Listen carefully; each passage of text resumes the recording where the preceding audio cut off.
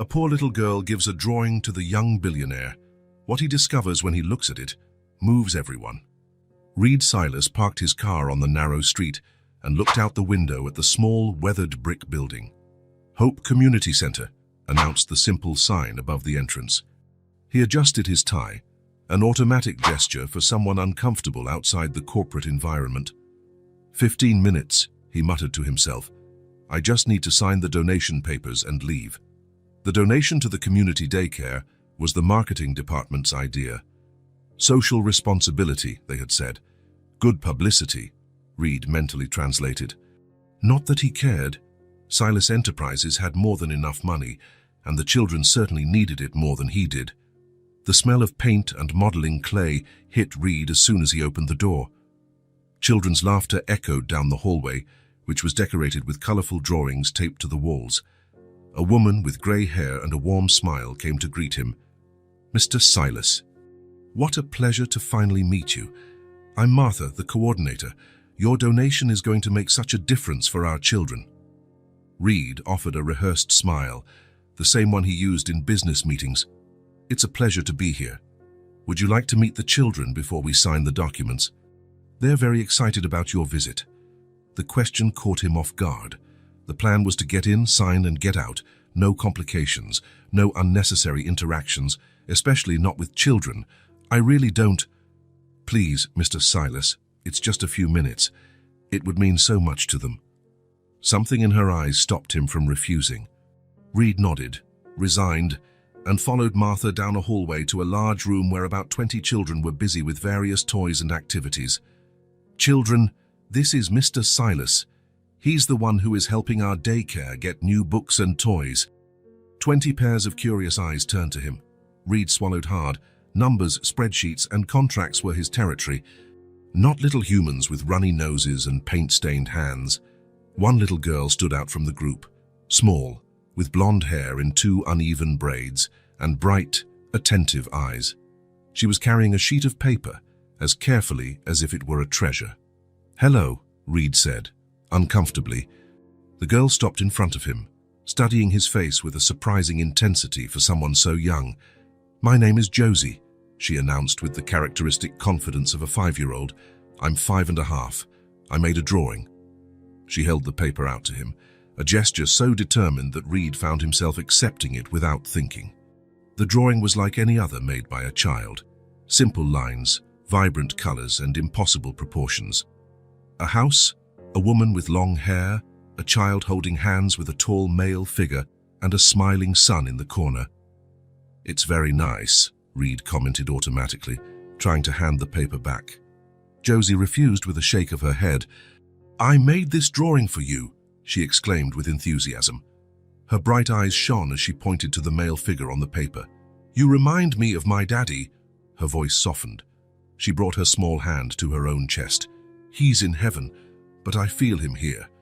She pointed to her heart with unshakable certainty. The words hung in the air, simple, direct, and for some reason Reed couldn't comprehend devastating.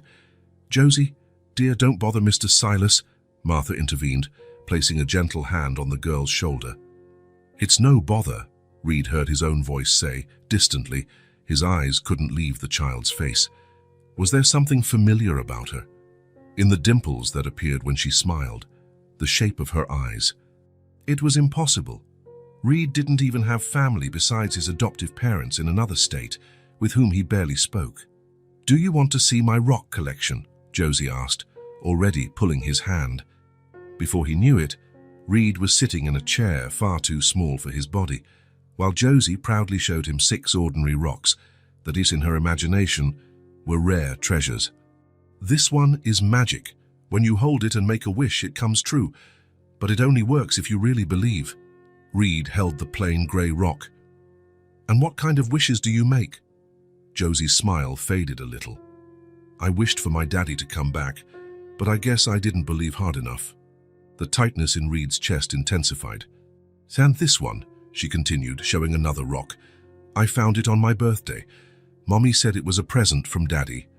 For 20 minutes, Reed completely forgot about signing documents, pending meetings, and unanswered emails. He listened to stories about princesses, dragons, and an imaginary cat named Popcorn who only appeared when no one was looking. When he finally stood up to leave, he felt a strange emptiness. Martha walked him to the exit, papers signed and formalities completed. "Josie is a special child," Martha commented. "It's been hard since she lost her father. Her mother works 2 jobs, and they barely see each other during the week." Reed nodded, unable to articulate the confusing mix of feelings he was experiencing. "Thank you again for the donation, Mr. Silas." In the car, Reed looked at the crumpled drawing in his hands. The phrase echoed in his mind. "He looked just like you." Why did it affect him so much? Why did he feel an inexplicable connection to a child he had just met? Reed started the car and drove back to the office, but he knew something had changed. The feeling that there was a truth waiting to be discovered wouldn't leave him. "You remind me of my daddy." The sentence seemed simple. Kids say things like that all the time, don't they? They confuse faces, make up stories, imagine connections. So why had those words pierced so deeply through an armor he didn't even know he was wearing? Reed had no answers. Not yet. But for the first time in years, he felt an urgency that wasn't related to business or money. And he knew he would be back at that daycare tomorrow. Reed couldn't sleep. The image of the blonde girl with bright eyes and her words haunted him all night. He tossed and turned in the king-size bed of his spacious, yet strangely empty, apartment. By morning, he had made up his mind. He cancelled 2 meetings, something he had never done before. Janet, his assistant of 5 years, stared at him in surprise when he announced he would be out for a few hours. "Is everything all right, Mr. Silas?" "Yes, just a personal matter," he replied, noticing how the word personal sounded strange on his lips. How many truly personal commitments had he had in recent years? He couldn't remember any. The day was sunny, unlike the one before. Reed drove with the windows down, feeling the breeze on his face. The Hope Community Center looked more welcoming in the morning light. Or maybe it was just his perception that had changed. Martha greeted him with a surprised smile. "Mr. Silas, we weren't expecting to see you again so soon. He hesitated, realizing he hadn't planned an explanation. "I wanted to see how the children are using the new materials." Of course. They're on the playground now. It's snack time. And then they'll have free time." Reed walked down the hallway, passing small but organized rooms. Light streamed through the windows, illuminating colorful drawings and alphabets on the walls. He reached the playground, a modest space with a few toys and a covered area with tables for meals. 20 pairs of eyes turned to him, and then a cry of joy. "Mr. Reed!" Josie ran towards him, her blonde hair bouncing with each step, a huge smile lighting up her face. She stopped just a few inches from him, as if suddenly remembering some rule of conduct. "You came back!" The sincerity of her joy completely disarmed him. When was the last time someone was genuinely happy to see him? "I came back," he confirmed, surprised by the smile that appeared on his own face. A real smile, not the rehearsed one he used at corporate events. "Want to see my snack? I have chocolate chip cookies." Josie took his hand without hesitation and led him to one of the tables where she was sitting. Reed sat awkwardly on the small bench beside her, his long legs barely fitting under the table. Josie opened her unicorn lunchbox and proudly showed off her treasure, 4 slightly broken chocolate chip cookies. "My mom made them last night. Want one?" Reed accepted the offered cookie, noticing it was homemade. He took a bite, tasting the simple, sweet flavor. "It's delicious. Mommy makes the best cookies in the world," Josie declared with absolute conviction. "Daddy used to say she could open a cookie shop and get rich." The mention of her father created a small pause. Reed watched Josie's face, how her bright eyes momentarily lost a bit of their sparkle. "Did your dad like cookies a lot?" Josie nodded vigorously. "He ate a whole bunch, and then he'd complain that his pants wouldn't close. Mommy would laugh at him." Martha approached with a pitcher of juice. "Mr. Silas, would you like some orange juice?" "It's fresh," Reed accepted, drinking the juice from a small, colorful plastic cup. He noticed Martha watching his interaction with Josie with curiosity. "Mr. Reed is my friend now," Josie informed the coordinator seriously. "He liked my drawing." I see you two are getting along well, Martha commented with a gentle smile. And Josie, when you finish your snack, you can show Mr. Silas our new reading corner that was bought with his donation. When Martha moved away to attend to another child, Josie leaned in as if sharing a secret. Do you want to know more about my daddy? Reed felt a shiver run down his spine. I'd like that very much. His name was Joel, and it's been a year since he went to heaven. Josie fiddled with the edge of her napkin as she spoke. Mommy said it was a car accident. A bad man was driving too fast and hit Daddy's car. The simplicity with which she described the tragedy made Reed's heart ache. I'm so sorry, Josie. Everything's been different since then, she continued, her voice suddenly small. Mommy has to work a lot. She works at an office during the day and at a restaurant at night. She comes home tired, and sometimes, when she thinks I'm sleeping, I hear her crying. Josie looked up at Reed. Mommy cries when she thinks I'm not looking. We miss him so much. Reed swallowed hard, unable to find the right words. Before he would make coffee, help with my bath and tell jokes at dinner, Josie continued. He knew tons of jokes, like, why did the Scarecrow win an award? Why? Because he was outstanding in his field. Josie giggled at her own joke, a crystalline sound that contrasted with the sadness of moments before. Reed laughed too, not so much at the joke itself, but at the joy on her face. Did your dad tell that joke? All the time. Mommy would pretend to be mad, but she'd laugh too. Daddy used to say that laughing is the best medicine for everything.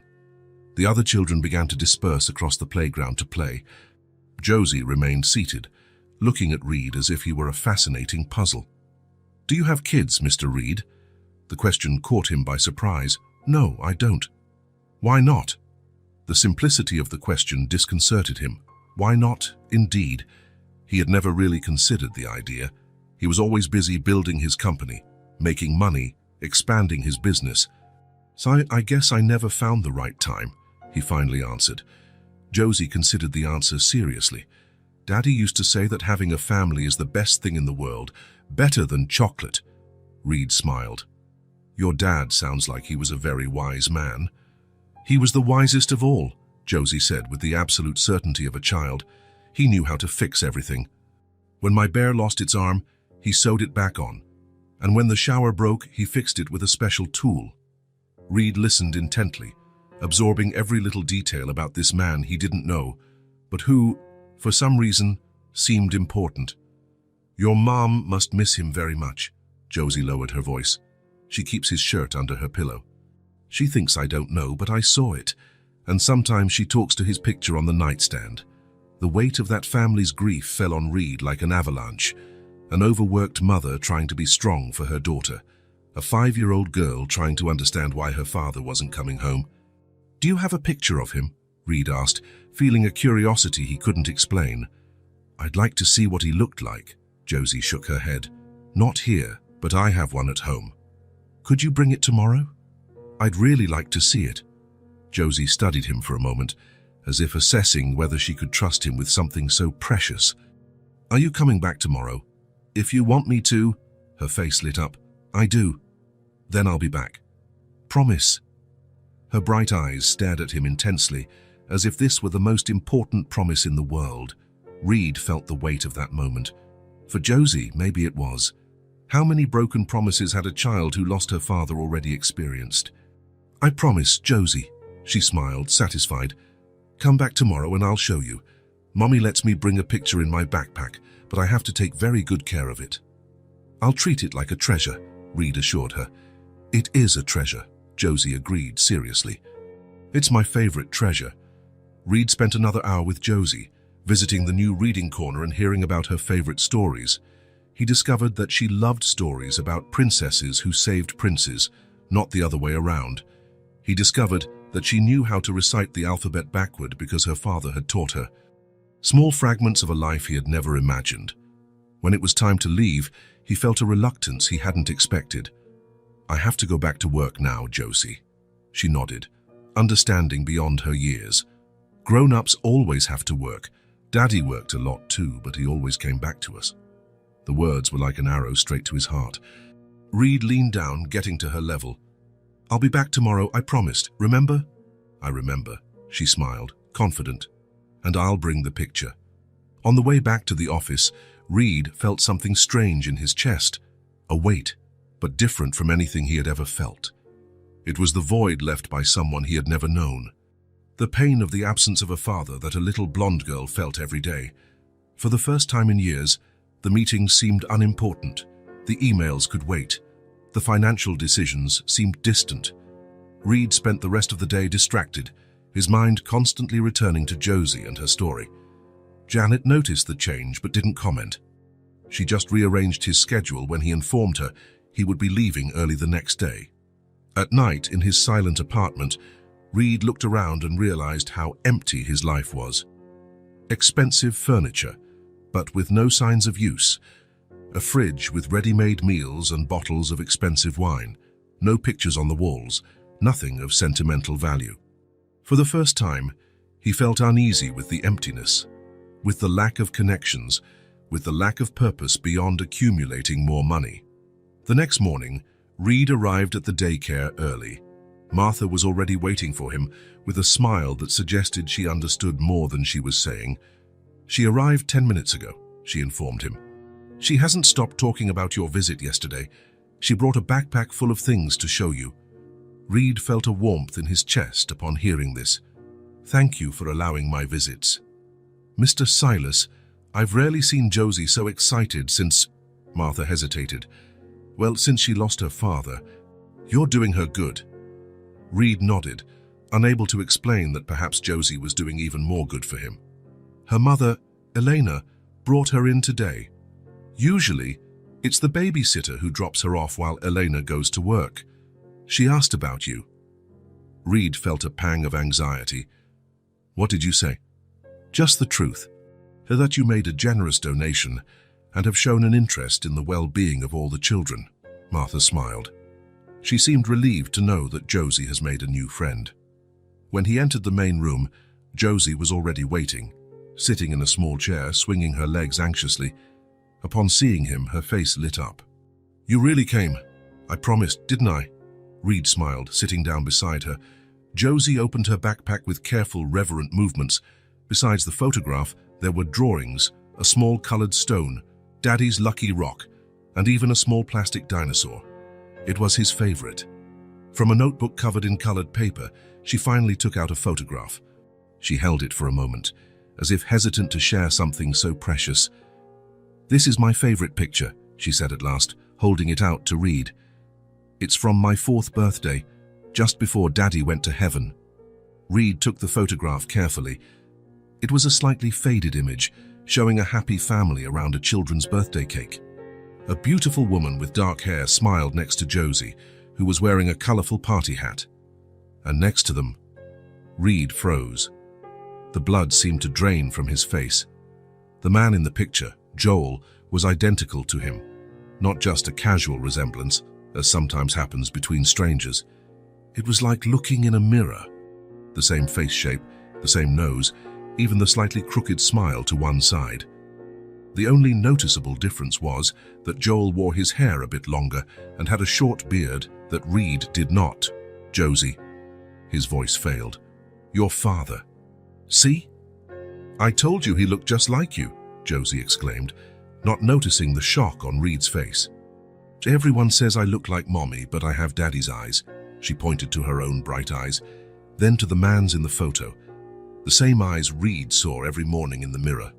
What was your father's full name? Reed asked, trying to keep his voice steady. Joel Silas, Josie replied, taking the photo back and holding it affectionately. He was the best dad in the world, Silas. The same last name. It couldn't be a coincidence. And did he have any brothers or sisters? The question escaped his lips almost involuntarily. Josie shook her head. He said it was just him and Grandma Nora.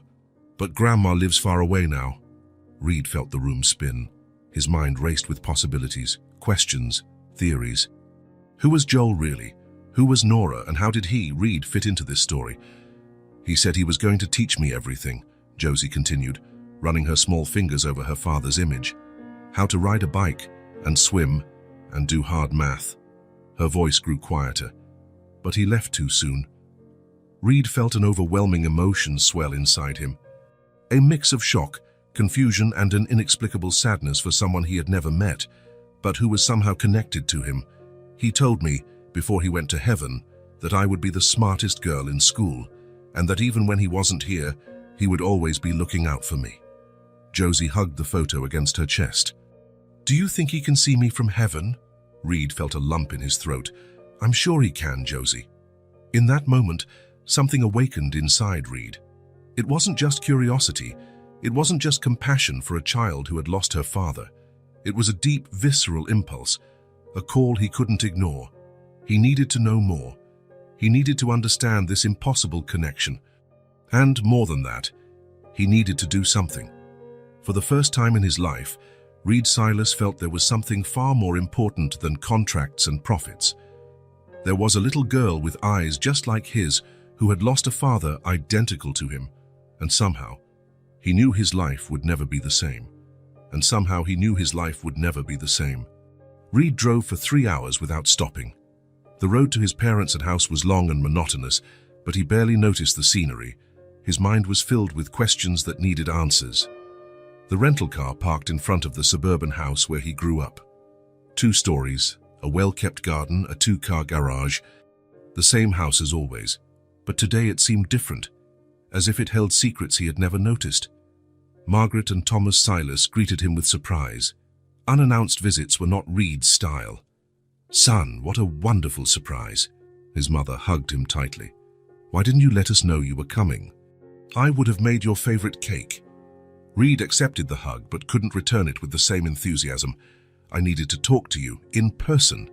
His father, always more reserved, watched his son attentively. "Is something wrong with the business?" "No, it's personal." The 3 of them sat in the familiar living room. The same beige sofa, the same photos on the walls. Reed at graduation, Reed receiving awards, Reed at his first company, a life carefully documented. Reed took a deep breath. There was no easy way to ask the question, "I need to know about my adoption." The silence that followed was heavy, almost tangible. Margaret looked at Thomas, a silent conversation passing between them. "Why now, after all these years?" his father finally asked. Reed took Joel's photo from his pocket. He placed it on the coffee table. "Because I found this man. Or rather, I found his daughter." Margaret picked up the photo with trembling hands. Her face turned pale. "My God, it's like looking at you." His name was Joel Silas. He died a year ago in a car accident. He left behind a 5-year-old daughter named Josie. Thomas adjusted his glasses, examining the photo more closely. "There's no doubt about the resemblance. Why did you never tell me the truth?" The question came out more bitter than Reed intended. "Why keep it a secret?" Margaret held her husband's hand. "It wasn't a secret, Reed. We always knew we would have this conversation one day. We just never found the right time." "And when would the right time have been?" "When I was 50, 60, Thomas sighed. "You were always so focused, so determined. In school, in business. You never showed any interest in your past." Reed felt a pang of guilt. It was true, he had never asked. He always looked forward, never back. "Tell me everything. Now." Margaret stood up, left the room, and returned with an old shoebox. She sat down again, placing the box on her lap. "You were only 3 days old when you came to us. We were volunteers at the state orphanage. We had been trying to have children for years." Her voice trembled slightly. "When the social worker called us saying there was a newborn baby, we knew it was our moment." She opened the box, revealing a yellowed envelope, a pair of tiny socks, and a hospital identification bracelet. "This is all you came with." There was no letter, no names of your biological parents. Reed picked up the bracelet. It was so small it barely fit on his finger. "So there are no records?" Thomas shook his head. "Just the basics. You were left on the orphanage's doorstep during the night. The social worker estimated you were 3 days old.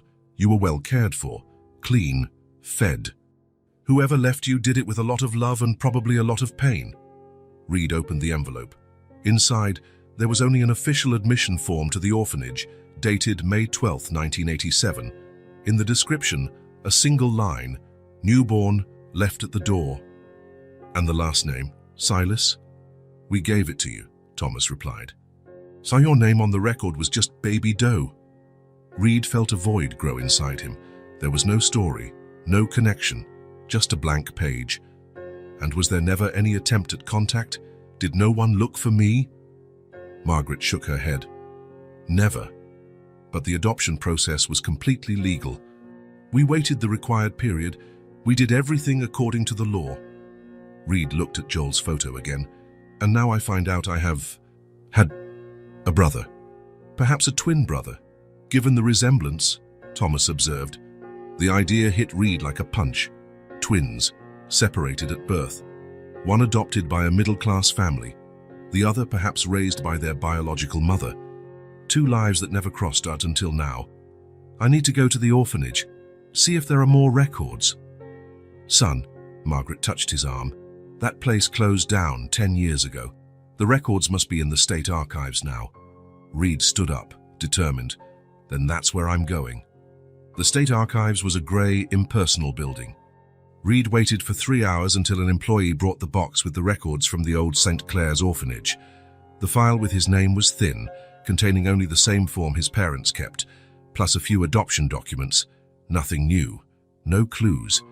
On impulse, he asked to check records from the same date or nearby, looking for another baby. There was nothing. Sometimes abandoned babies were registered at different institutions, even if left in the same place, the archivist explained. It depended on the availability of spots. Reed felt his frustration grow. So there's no way to know. Unless you have the biological mother's name, it's almost impossible to track. Reed closed his eyes for a moment. The image of Josie came to his mind, her bright eyes, so much like his. The drawing she had made, her smile when she saw him return. Thank you for your time, he said, handing the file back. On his way out, Reed looked up at the sky. The sun was beginning to set, painting the horizon orange and pink. Somewhere in the city, Josie was probably having dinner with her mother, telling her about her day, maybe talking about the man who looked so much like her father. He took out his phone. He called Janet. I need you to find everything you can on a Joel Silas and birth, school, work, anything, and also on his mother. Her name is Nora.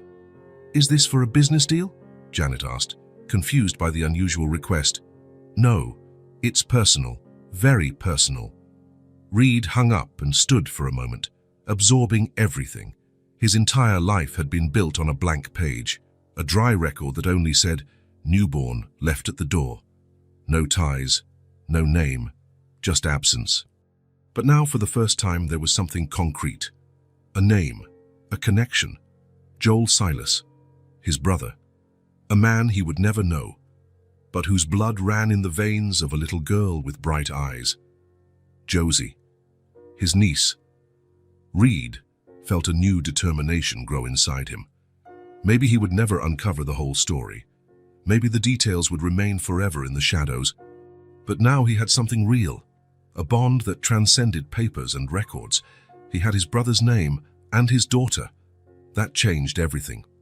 The rental car picked up speed on the highway back to the city. Reed was no longer just a successful man with no ties.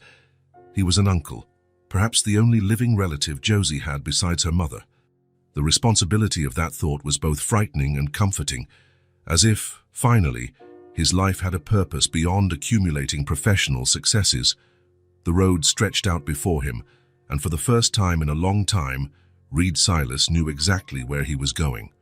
Reed parked his car in front of the small apartment building.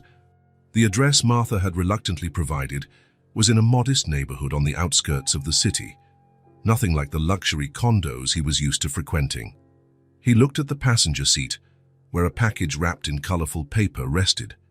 A gift for Josie, a set of children's books he had personally chosen after hours of researching the most recommended for her age.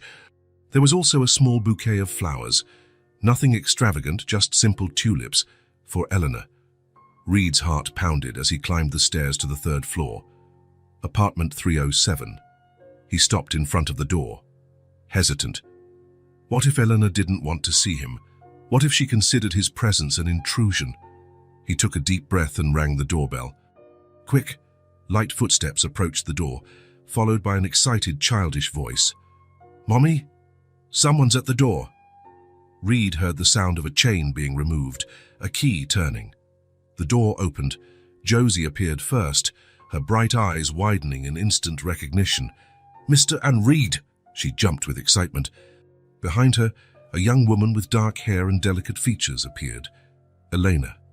The same one from the portrait, though with more tired features, subtle dark circles under her eyes. "You must be Mr. Silas," she said, her voice calm, restrained. "Josie has been talking a lot about you."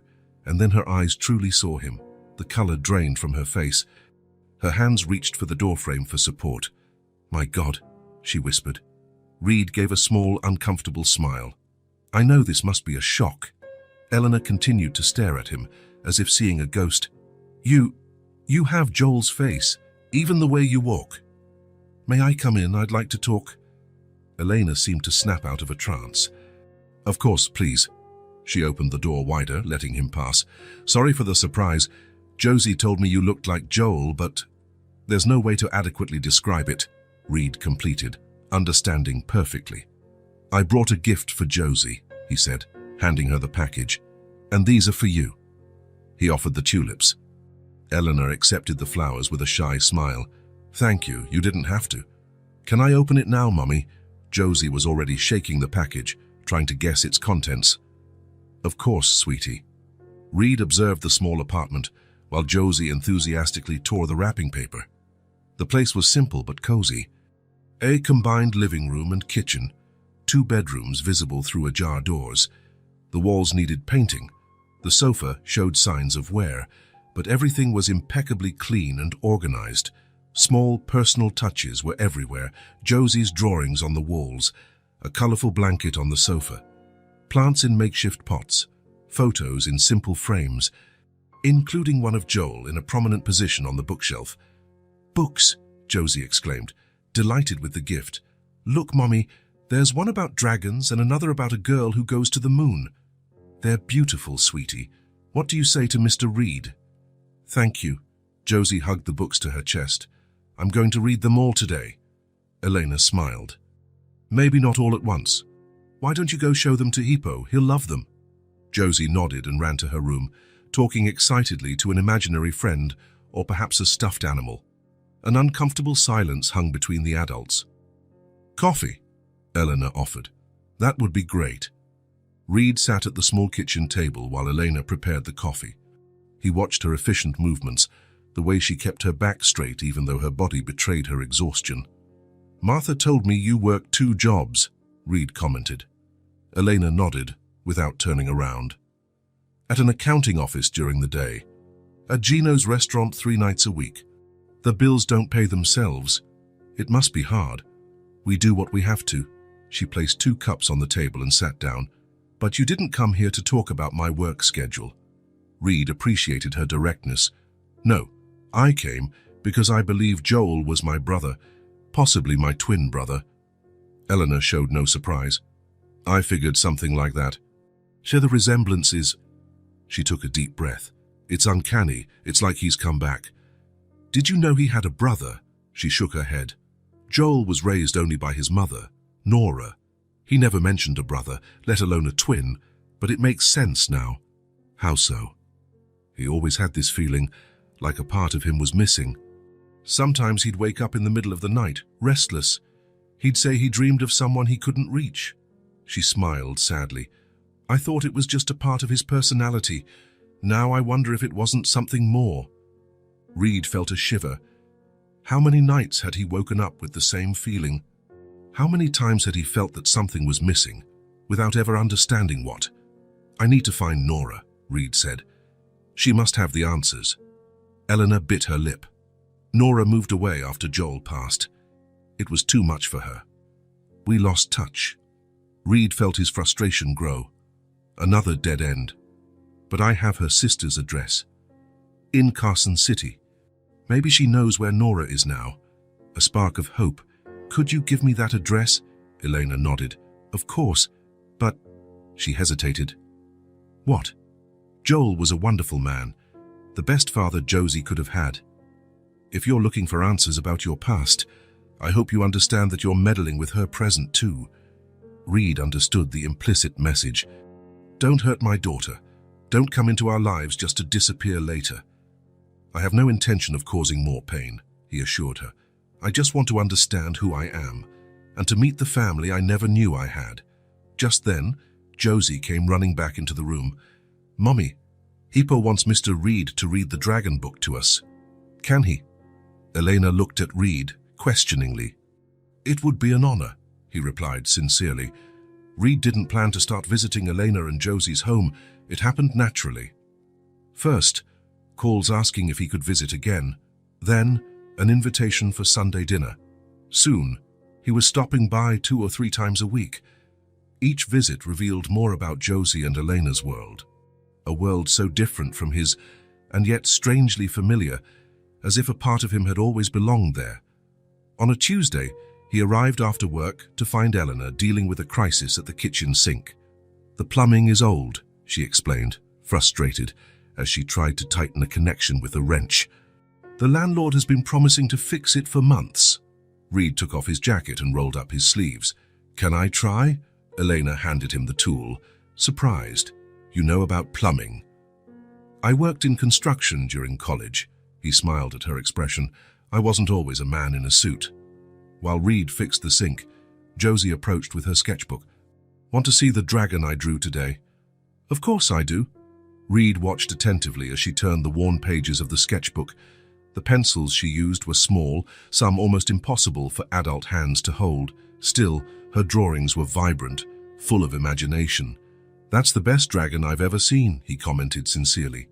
Her face lit up at the compliment. Daddy used to draw dragons for me too. The mention of Joel no longer hurt as much. It was becoming a constant, almost comfortable presence. Reed began to feel like he was getting to know his brother through his daughter's eyes. The following week, he brought a set of professional colored pencils and a new sketchbook. Artists need good tools, he said, seeing Elena's hesitation. It's too expensive, she protested quietly. It's just a gift, Reed insisted. It's nothing. But for Josie, it was everything. Her eyes sparkled as she saw the dozens of available colors. Over time, Reed began to notice the small needs that Elena never mentioned. The refrigerator that made too much noise, the shower with weak pressure, the faded curtains, Josie's school uniform that was getting too small. Gradually, without fanfare, he began to help. A repair here, a gift there, always discreet, always respecting Elena's pride, who accepted practical help but refused money. The reading nights became a ritual. Reed would sit on the edge of Josie's bed, a book open between them. Sometimes she would fall asleep in the middle of the story, her breathing soft and regular. In those moments, Reed would stay a few minutes longer, just watching, feeling a peace he had never experienced before. You don't have to do this, Elena said one night, as he finished washing the dinner dishes. Do what? All of this, the visits, the gifts, the time you spend with her. Reed dried his hands on the dish towel. I'm not doing it out of obligation, if that's what you're thinking. Elena studied him for a moment. I know you're not. That's what scares me. Why? Because Josie is already attached to you. If one day you decide you've found what you needed to know about Joel and move on, it will leave an even bigger hole. Reed felt the weight of those words. I'm not going anywhere, Eleanor. Everyone says that, until they go. Her voice was soft, but laden with experience. Joel never planned to leave. But he left. I can't promise that nothing will happen to me, Reed said carefully. But I can promise that as long as it's up to me, I will be a part of your lives. Josie is my niece, my family. Eleanor nodded, her eyes moist. She asked yesterday if you could come to her school play next week. It will be the first time she's been on a stage since the accident. I'll be in the front row, Reed guaranteed. A month after his first visit, Reed watched Josie playing on the small living room rug, completely absorbed in creating a city with building blocks he had brought. Eleanor was in the bedroom, resting after a particularly exhausting week. The apartment no longer felt so strange. He knew every corner, every creak of the floor. He knew Elena's routine, Josie's preferences, the problems they faced. He looked at the photos on the bookshelf. Joel smiled from one of them, hugging Elena, with a baby Josie in his arms. A complete family. There was a space next to that photo, an empty space like the one Joel left in their lives. Reed realized then what was happening. Slowly, imperceptibly, he was stepping into that space.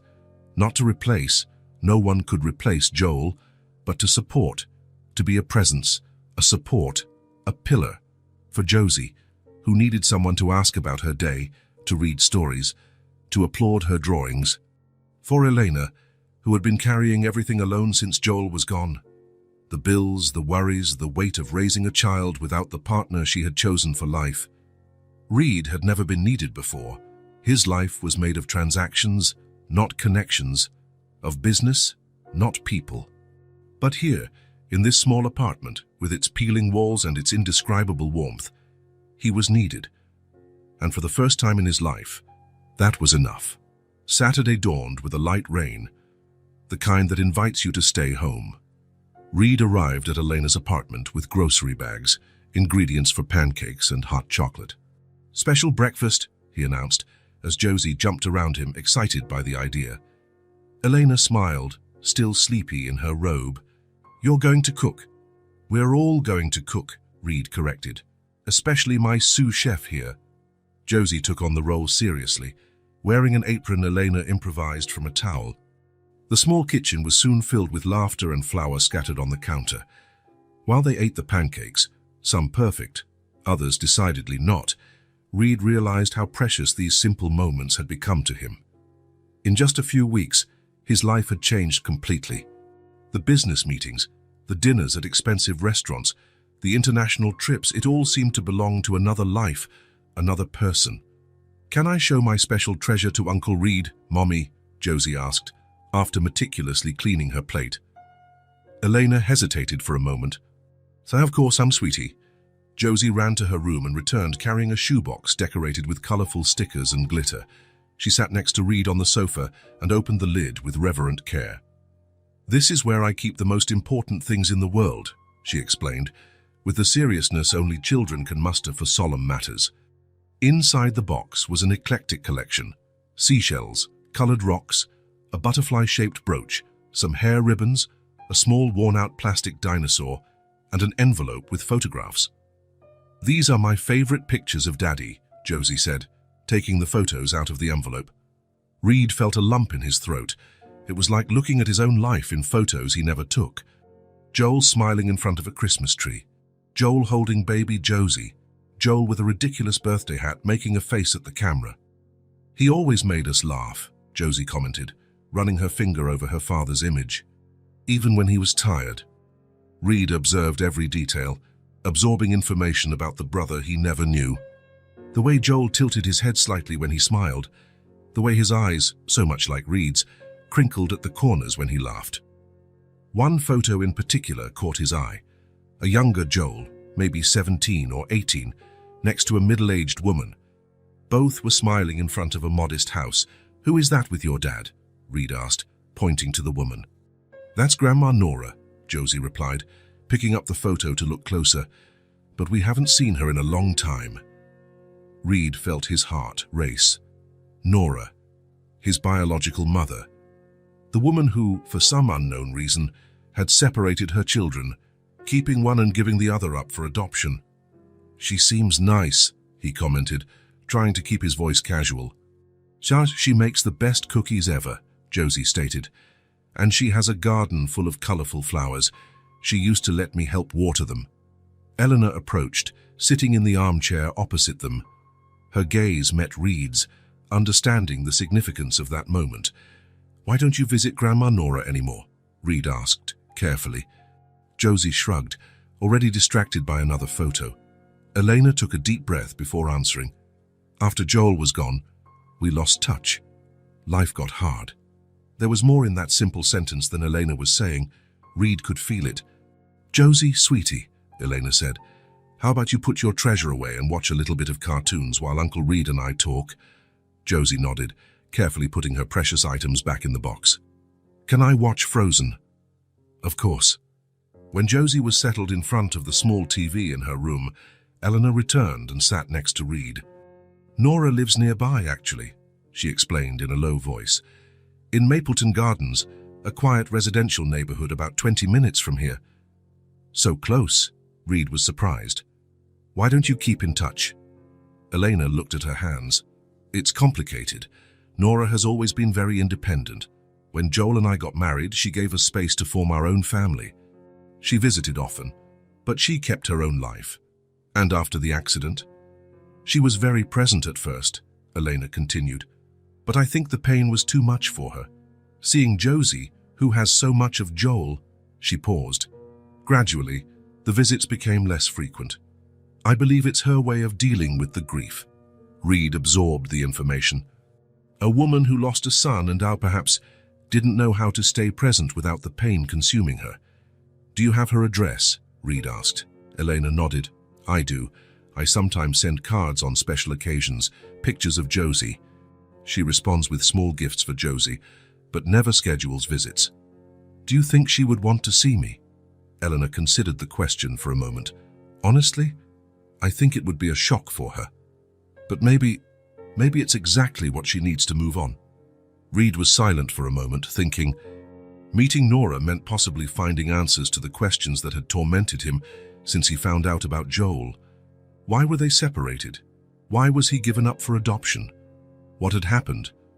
But now, there was more than curiosity. There was Josie, who spoke of her grandmother with affection. There was Elena, overwhelmed with responsibilities. And there was Nora herself, a woman who had lost her son and seemed to be isolating herself in her grief. I need to find her, he said finally. Elena studied him. Why? To get answers? Yes, partly. Reed looked at the ajar bedroom door, where he could see Josie absorbed in the movie. But also because she's Josie's grandmother, because Joel loved her. And because, he hesitated, she's my mother too. The reality of those words hit him as he said them. His mother, a woman he had never met, who for unknown reasons had given him up, but who had raised his brother with apparent love and dedication. I have her address, Elena offered. I can give it to you if you want. I want it, Reed confirmed. Say, but first, tell me more about Joel. Who was he really? Elena smiled, her eyes softening with memories. Joel was light. Pure light. He worked as a mechanic at Mr. Guzman's shop, but he was studying at night to be an electrical technician. He dreamed of having his own business one day.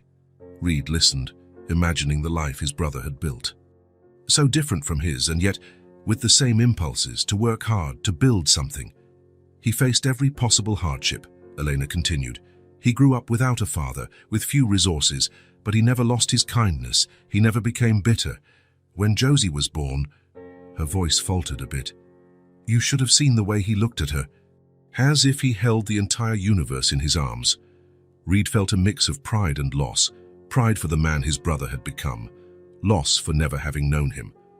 I'm going to find Nora, he decided, not as a businessman curious about his past, but as a son who wants to know his mother. As an uncle who wants to reconnect his niece with her grandmother. Elena nodded, understanding. From the room came Josie's voice singing along with the movie, carefree and happy. Joel would be happy to know you found her, Elena said softly. That you're here, being a part of her life. Reed looked again at the photo of Joel and Nora. Two people he had never met, but who were now part of who he was. Me too, he replied simply. Reed parked in front of number 247 Maple Street in Mapleton Gardens. The house was small and simple, with a front garden that had seen better days. The flowers Josie had mentioned were there, but they seemed to lack care. A few wilted petals scattered on the lawn suggested recent neglect. He took a deep breath, feeling the weight of the moment. All his life, he had imagined what this meeting would be like, if it would ever happen at all. Now, on the other side of that modest door, was the woman who brought him into the world and, for reasons he still didn't understand, had given him away. He walked along the small path of irregular stones to the porch. The paint on the door was peeling, and one of the windows had a small crack in the glass. Everything pointed to a house inhabited by someone who had lost interest in maintenance.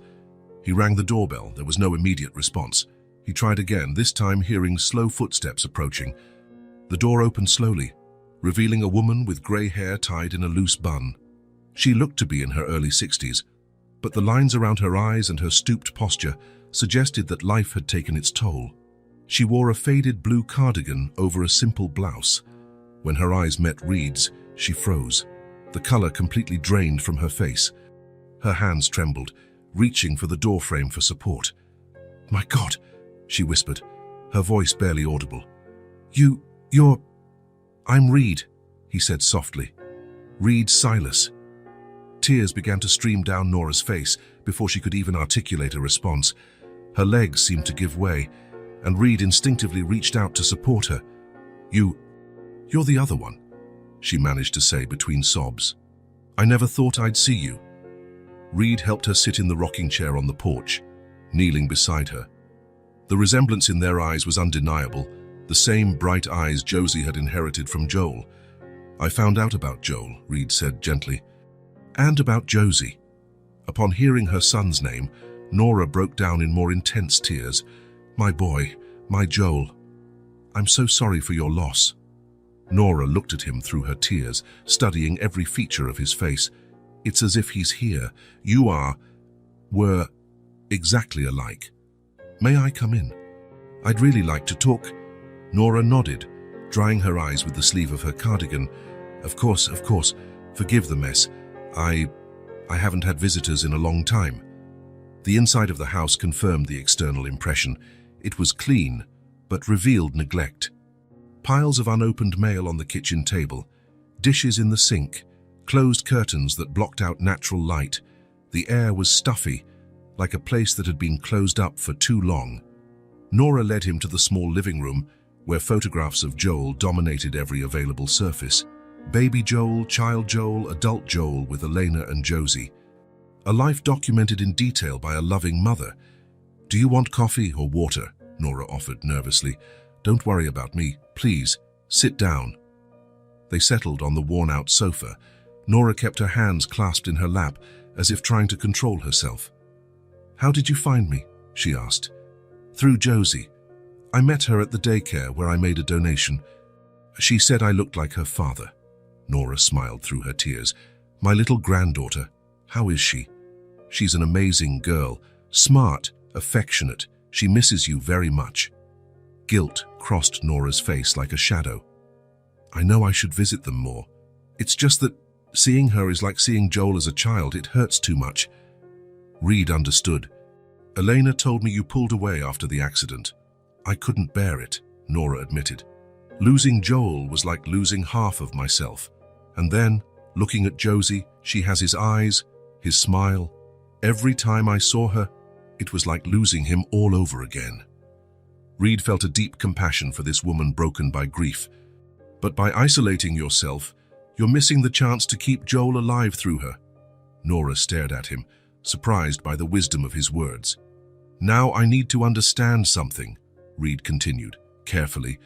"About me, about why I was given up for adoption." Nora closed her eyes, as if gathering courage for a confession she had carried for decades. "I was 19 when you were born," she began, her voice trembling. "It was 1987. I was alone, with no money, no family. Your father, he disappeared when he found out I was pregnant." Reed listened in silence, without judgment. "The pregnancy was difficult. When you were born, you were premature, small, fragile. The doctors weren't sure if you would both survive." She got up and went to an old dresser, from which she took a shoebox similar to the one Josie kept her treasures in. "I kept a few things," she said, returning with the box. Inside were 2 tiny, identical hospital identification bracelets. A birth certificate with 2 names, Joel Henry and Baby Doe. A blurry photo of 2 tiny babies in incubators. "You were in the hospital for weeks. I slept in the hallway with nowhere to go. I had no money for an apartment, decent food, nothing that 2 babies would need." Reed held the photo, looking at the 2 small beings he and Joel had been. "A nurse told me about adoption. She said there were families waiting, people who could give you what I couldn't." Nora wiped away fresh tears. For weeks, I fought with myself. How could I choose? How could I decide which son to keep and which to give away? The anguish in her voice was palpable, decades later. Then Joel got stronger first. He gained weight, cried louder, seemed more resilient. You were still fragile, needing more medical care. She looked directly at Reed. The decision was made for me by life. I would keep the one who seemed to have a better chance of surviving with few resources. Reed felt a lump in his throat, not of resentment, but of deep understanding.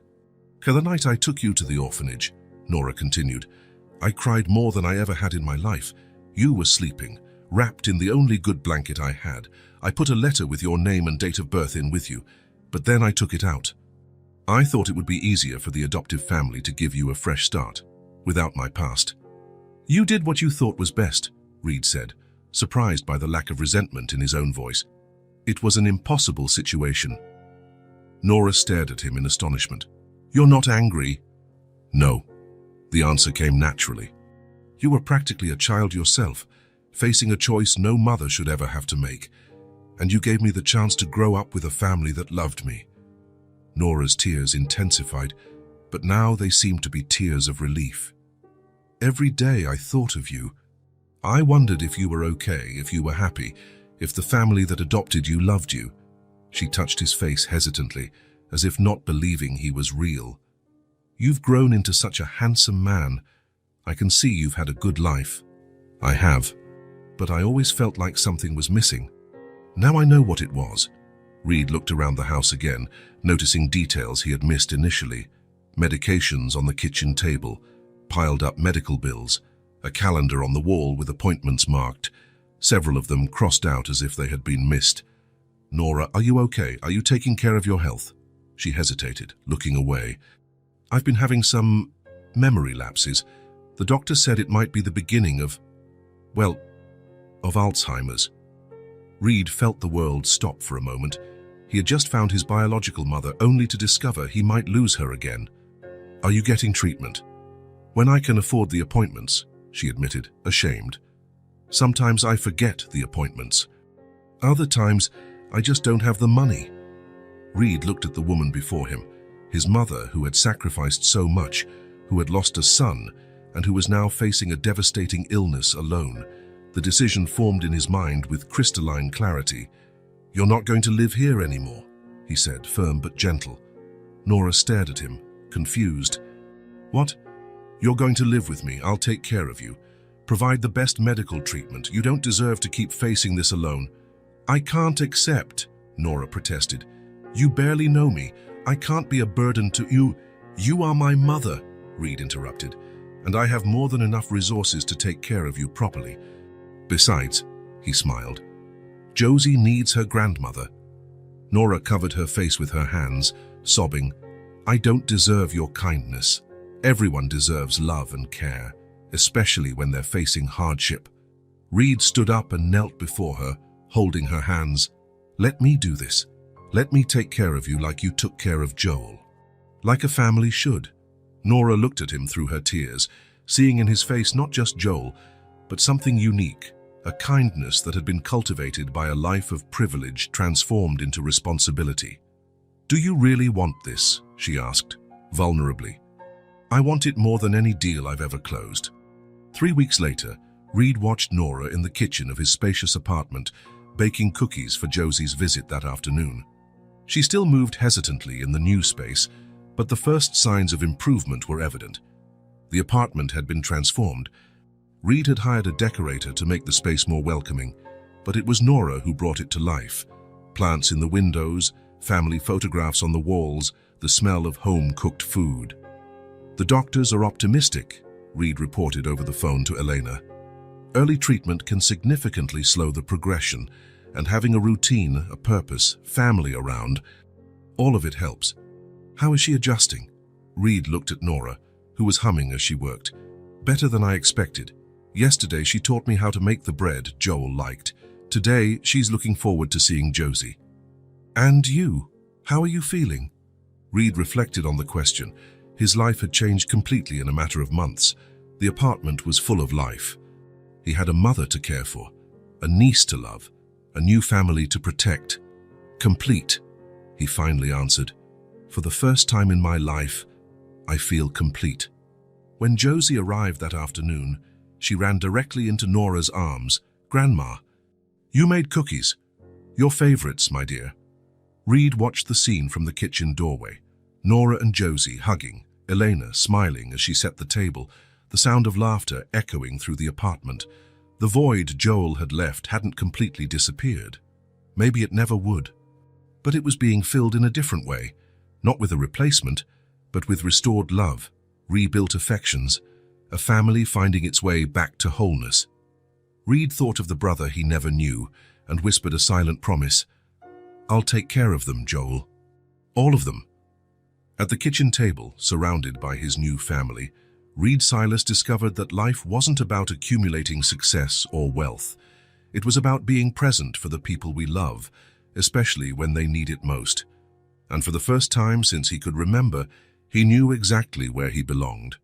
Green Hill Cemetery was quiet on Saturday morning. Reed walked along the paved paths between the headstones, carrying a small bouquet of yellow flowers, Joel's favorite, according to Elena. The sun filtered through the treetops, creating patterns of light and shadow on the well-kept lawn. It had taken him 2 months to gather the courage for this visit, 2 months since he found Nora, since his life had completely transformed. Now he felt it was time to truly meet his brother, even if only through a one-sided conversation in front of a cold stone. The headstone was simple, as Reed imagined Joel would have chosen. Grey granite with discreet inscriptions. Joel Henry Silas, 1987-2024. Beloved son, husband, and father, your light lives on in our hearts. Reed stood for a long moment, just observing. The engraved words seemed inadequate to contain an entire life, all the unfulfilled dreams, all the jokes Joel would no longer tell, all the hugs Josie would not receive. He placed the flowers in a small vase next to the headstone and sat on the damp grass, not caring that his expensive suit might get dirty. Hi, Joel, he began, feeling strange talking to himself in the silence of the cemetery. I'm Reed, your brother. A gentle breeze moved the leaves of the nearby trees, as if nature were listening. I know this must sound crazy. I mean, you probably didn't even know I existed, right? I didn't know about you either. Reed took a deep breath, finding the words. But I found out through Josie, man. What an incredible girl you raised. Reed looked up at the blue sky, wondering if somehow Joel could hear him. She has your eyes, you know. And that way she tilts her head when she's thinking about something important. Eleanor showed me pictures of you, and it's scary how much we looked alike. He chuckled softly.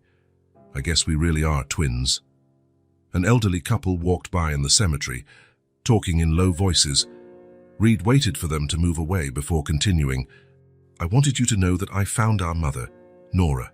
She's living with me now. Reed's voice grew firmer. She told me about when we were born. It was an impossible situation, Joel. She was just a kid. No money, no support.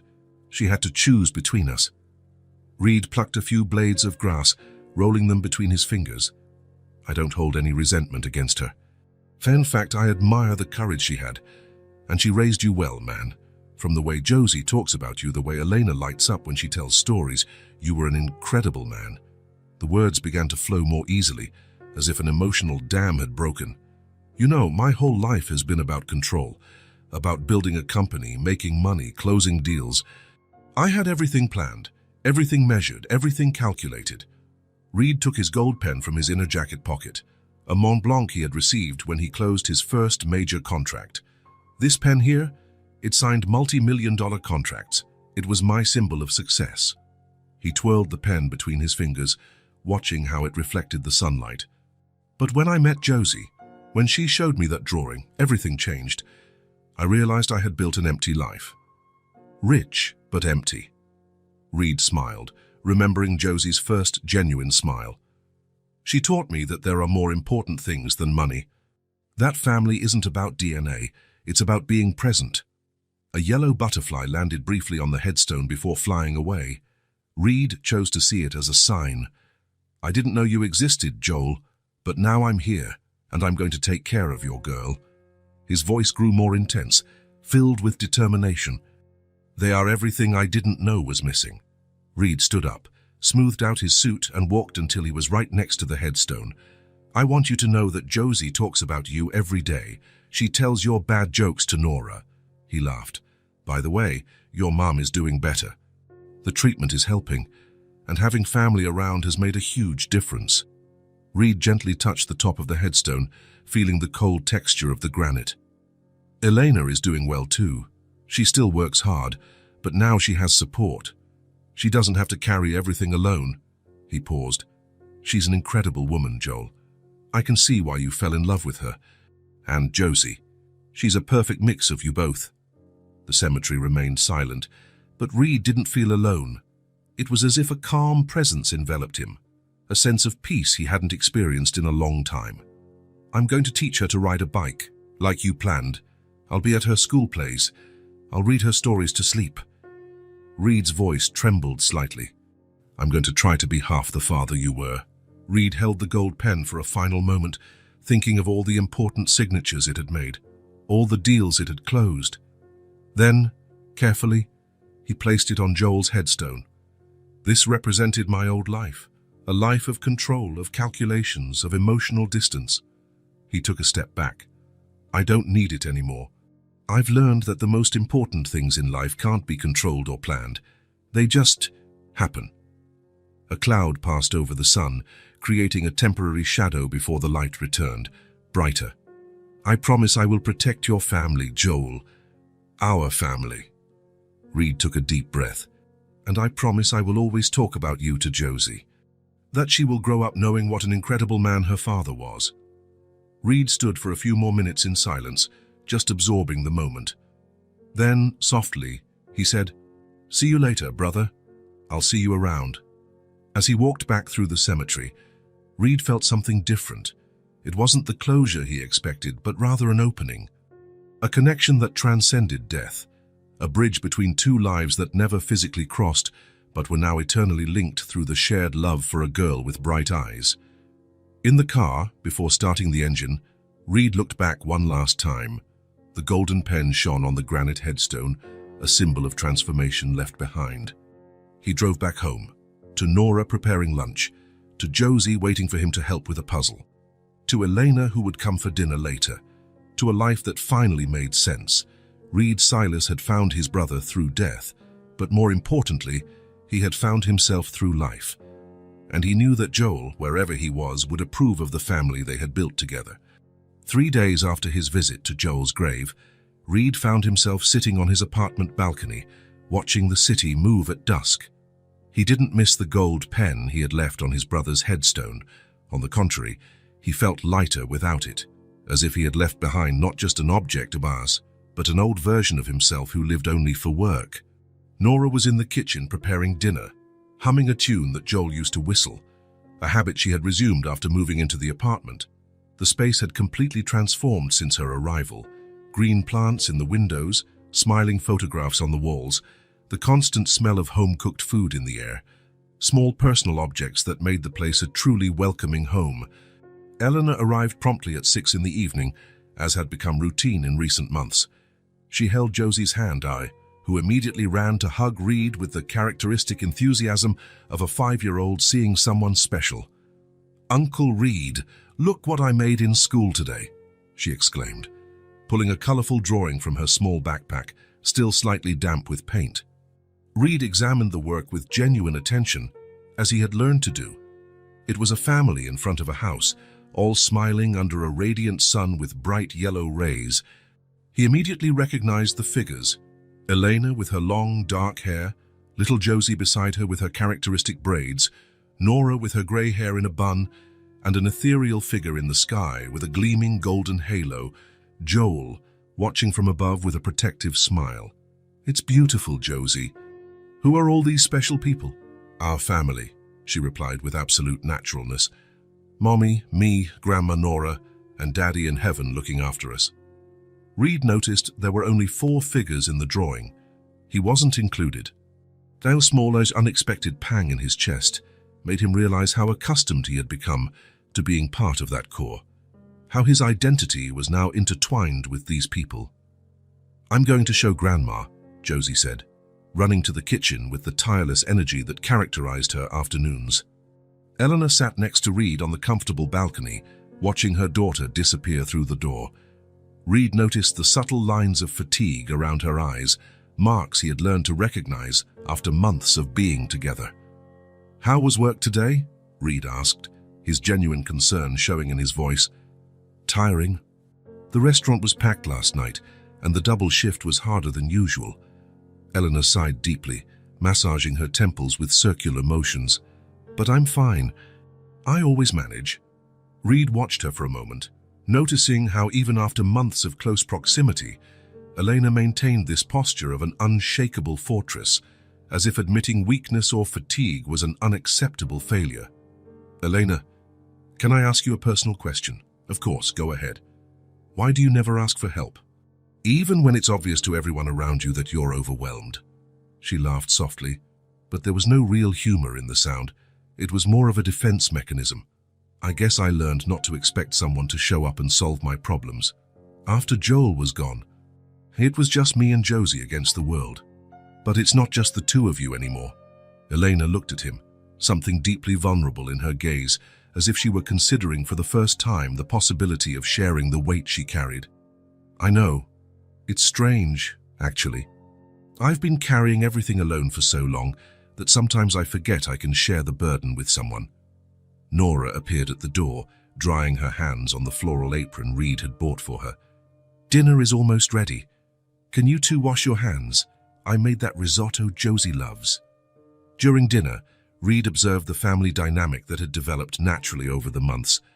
Josie excitedly talked about her art class, gesturing with her fork as she described painting a rainbow with every color imaginable. Nora shared precious stories from Joel's youth, details that painted a portrait of a determined and dreamy young man. Elena listened with a smile that reached her eyes, something Reed noticed was happening more and more often. "Uncle Reed," Josie said as she played with the last grains of rice on her plate, "did you know my daddy was afraid of clowns?" "Really?"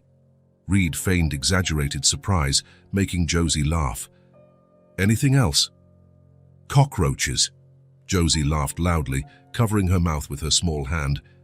"Mommy had to kill them when one showed up in the old apartment." Elena blushed slightly, smiling with affectionate embarrassment. "He was very brave about everything in life, except for small insects. And he used to sing in the shower," Nora added, her eyes shining with the memory. "Always the same song, Imagine, by John Lennon. Every morning, religiously." Reed carefully absorbed every detail, mentally building the complex portrait of a man he had never met physically, but who became more real and tangible with every story shared by the family. After dinner, while Nora and Josie settled in the living room to watch a cartoon, Reed and Elena washed the dishes together in the kitchen. The silent ritual had become comforting. He washed meticulously. She dried carefully, talking about the day's trivialities in a domestic intimacy Reed had never experienced before. "Eleanor," Reed began, hesitant, organizing the words in his mind. "I've been thinking about something for a while, something important." "What is it?" "About you two.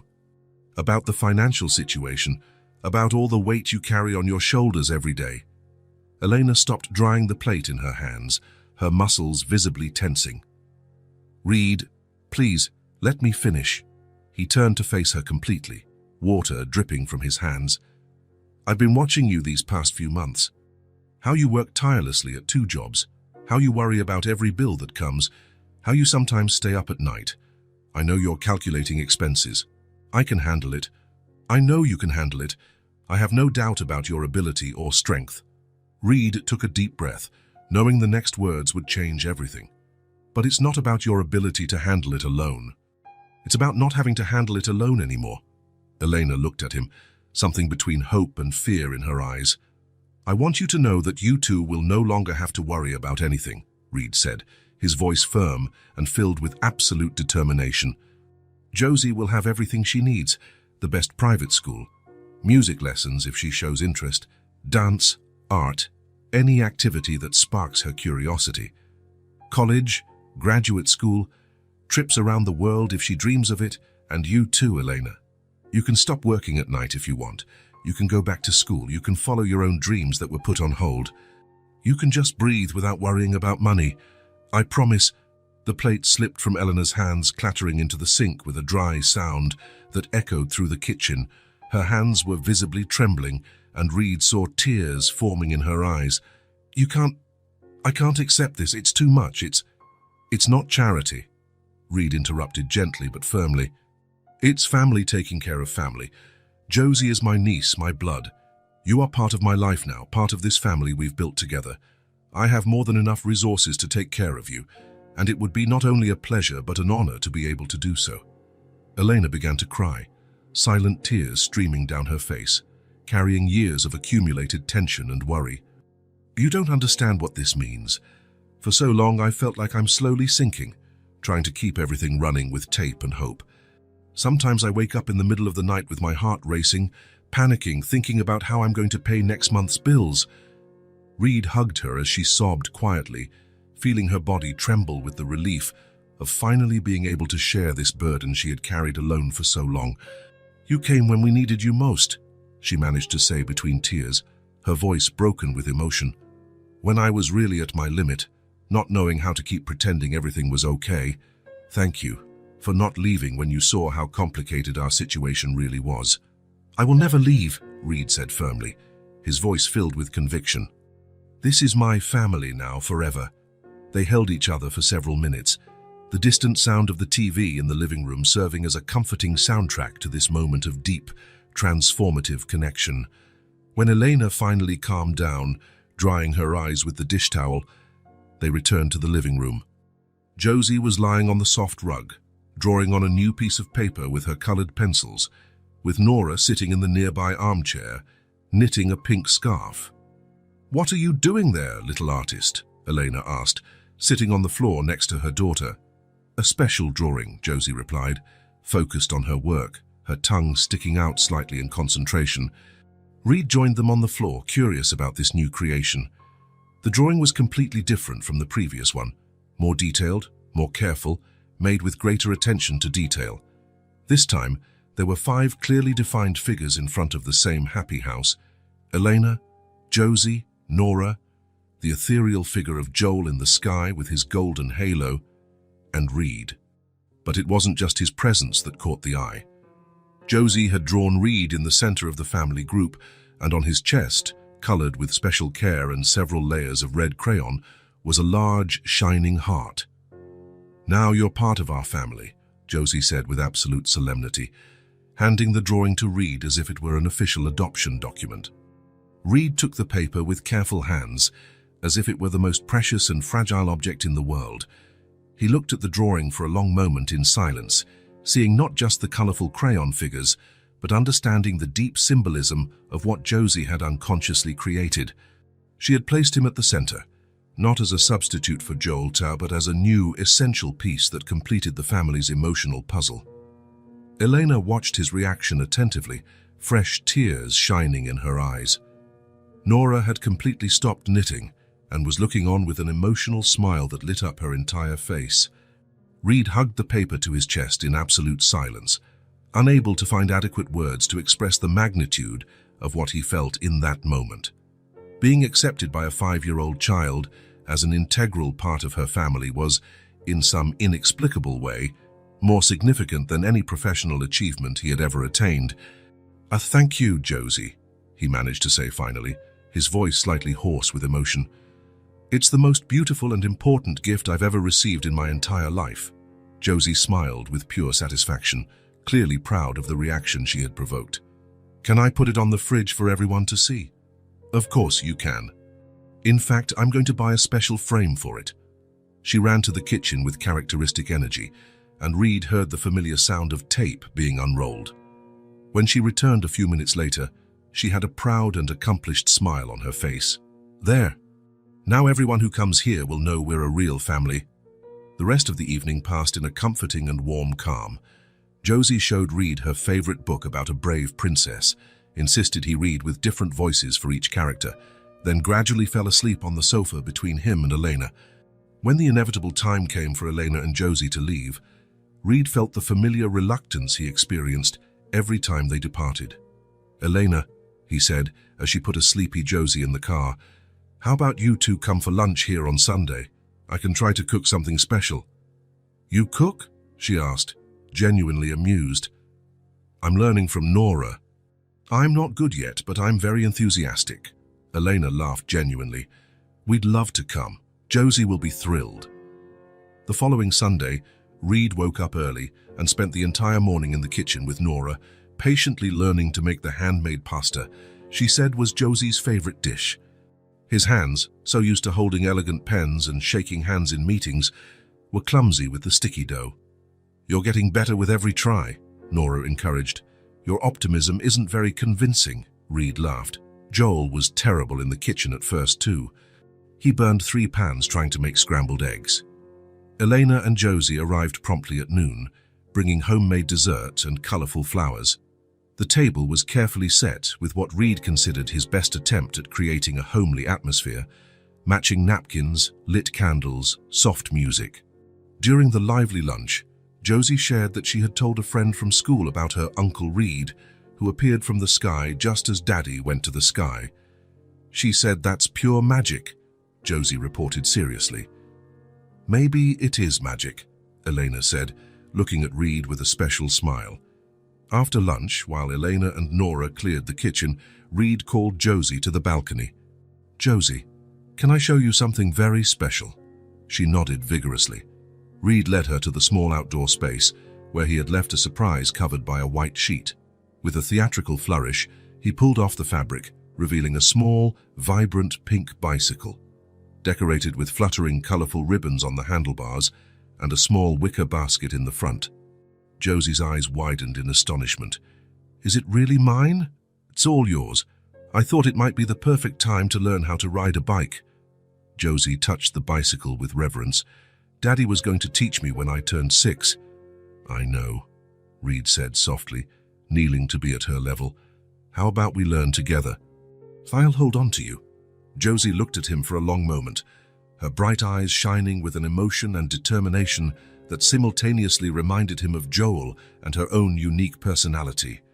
"Do you really promise you won't let go?"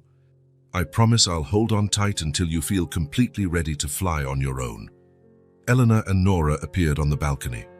Seeing the bike, Eleanor brought her hands to her mouth, moved. "Reed, you didn't have to do this." "I really wanted to," he said simply. Josie got on the bike with Reed's help, who positioned himself behind, holding the seat and handlebars firmly. She was stiff with nervousness at first, but gradually relaxed as Reed guided her around the balcony. "Am I really riding?" she asked him, excited. "You're riding perfectly," Reed confirmed, smiling. Elena watched from the doorway, tears of happiness in her eyes. Nora stood beside her, both witnessing this special moment. After a few minutes, Josie started to laugh, a crystalline sound that echoed across the balcony. Reed laughed too, feeling a genuine happiness he had forgotten was possible. "Can I try by myself?" she asked after a few laps. "Are you sure?" "I'm sure, but you'll stay close, right?" "I'll always stay close." Reed gradually loosened his grip, keeping only a supporting hand. Josie pedaled with growing determination. "Look, Mommy." "I'm flying," she shouted, her laughter filling the air. In that moment, Reed felt something fundamental complete within him.